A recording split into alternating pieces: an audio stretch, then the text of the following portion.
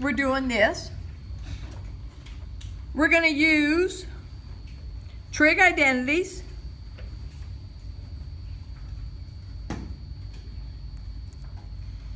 to rewrite the problem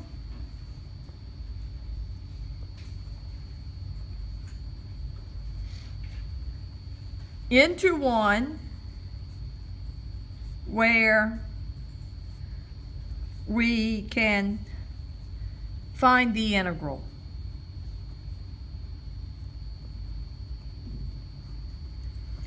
Some of the problems you might not need a trig identity.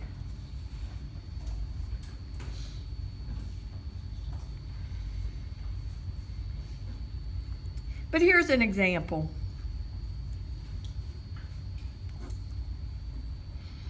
The integral of cosine cubed x dx.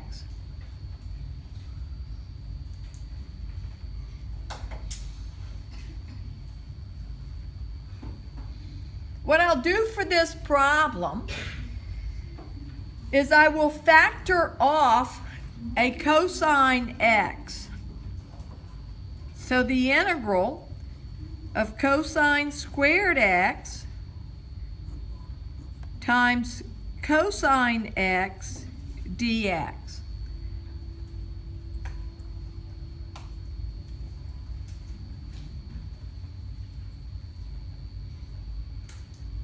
Now, I've said use some trig identities. There is a trig identity for cosine squared x. Something like that. Let's see, this one I hope you remember very well.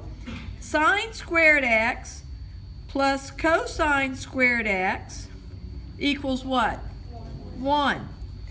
So if I look at this identity and subtract sine squared x from both sides, I'm going to have cosine squared x is 1 minus sine squared x. There's the identity I want. So cosine squared x is 1 minus sine squared x, and then I got times cosine x dx.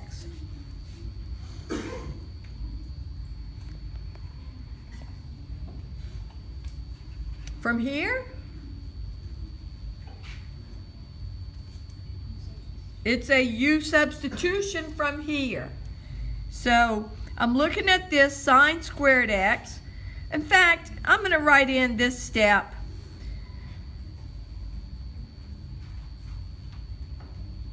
One minus sine x. Sine squared x is the same as sine of x, the whole thing squared, right? That's a hint. Usually when I write something at the back of the problem, that's a hint. I'm getting ready to do u substitution, and this cosine x dx, that is going to be du, or at least part of du. What's u going to be? U will be sine x. What's the derivative of u? Cosine x dx. So this problem becomes 1 minus u squared. I'm put that in parentheses, du. Now I can do the antiderivative. Antiderivative of 1 is, what's the variable? X. Well, u. U minus u cubed over 3 plus c. And then, what do I have to do to finish it off? Put u back in.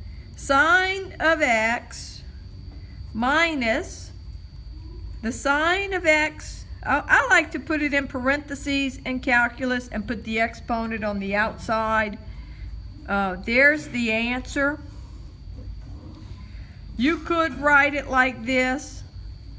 Sine of x minus sine cubed x over 3 plus c. That's the same thing.